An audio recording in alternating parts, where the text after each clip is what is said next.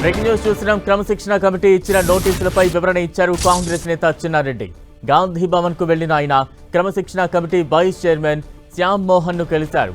నోటీసులపై వివరణ ఇచ్చిన చిన్నారెడ్డి త్వరలో అన్ని విషయాలపై మాట్లాడతానంటూ తెలిపారు. నోటీసులపై ఢిల్లీకి వెళ్లనున్న ఆయన విదేశాల నుంచి సీఎం రేవంత్ రెడ్డి రాగానే కలుస్తానన్నారు.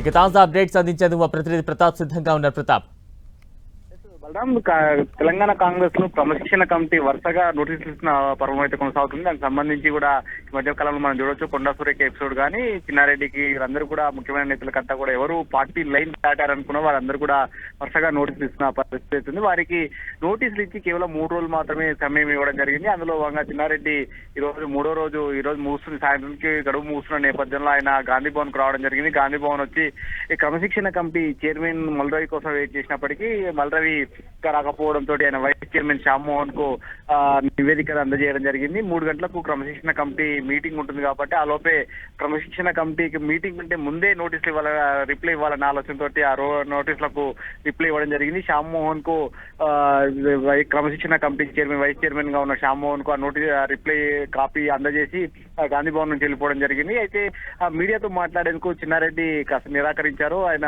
ఏదన్నా నేను ఢిల్లీకి వెళ్ళను, సీఎం వచ్చిన తర్వాత విదేశీ పర్యటన నుంచి లండన్ నుంచి వచ్చిన తర్వాత సీఎం ను కలిసి ఏం జరిగింది, వాస్తవాలు ఏంటనే దాన్ని పూర్తిగా సీఎం కు వివరిస్తాను తప్ప నేను ఇంకేం మాట్లాడాను, ఎవరితో ఏం మాట్లాడాను, నేను కంప్లైంట్లు ఎవరిపైన నేనేం చేయదలుచుకోలేదు అంటూ కూడా వెళ్ళిపోవడం జరిగింది. సో మొత్తం మీద చిన్నారెడ్డి ఎపిసోడ్ కు సంబంధించి ఆయన పైన వచ్చిన కంప్లైంట్ ఏదైతే ఉందో ఆయన పార్టీకి సంబంధించిన ఒక మండల కార్యాలయం వద్ద చేసిన కామెంట్స్ ఏవైతే వాటికి సంబంధించి కూడా అక్కడ స్థానిక ఎమ్మెల్యే మేఘారెడ్డి కంప్లైంట్ ఇవ్వడం జరిగింది. ఇప్పటికే మేఘారెడ్డి ఏఐసీసీ అధ్యక్షుడు మల్లికార్జున ఖర్గే కూడా కంప్లైంట్ ఇచ్చారు. కాబట్టి పరిస్థితుల నేపథ్యంలో క్రమశిక్షణ కమిటీకి కూడా అక్కడ జరిగిన పరిస్థితిని అక్కడ ఉన్న సిచ్యువేషన్ సంబంధించి కూడా నోటీసులకు రిప్లైను ఒక ఫీల్డ్ కవర్ లో అందజేయడం జరిగింది. బలరాం, అంటే ఆయన వెర్షన్ ఏ రకంగా ఉంది, క్రమశిక్షణ కమిటీకి ఇచ్చిన రిప్లై ఏ రకంగా ఉంది, క్రమశిక్షణ కమిటీ దాన్ని ఎంతవరకు పరిగణలోకి తీసుకుంటుంది, నెక్స్ట్ ఈ రోజు మరి కాసేపట్లో జరగబోయే ఈ క్రమశిక్షణ కమిటీ సమావేశంలో ఎటువంటి నిర్ణయాలు తీసుకునే ఛాన్సెస్ కూడా ఉంటాయి?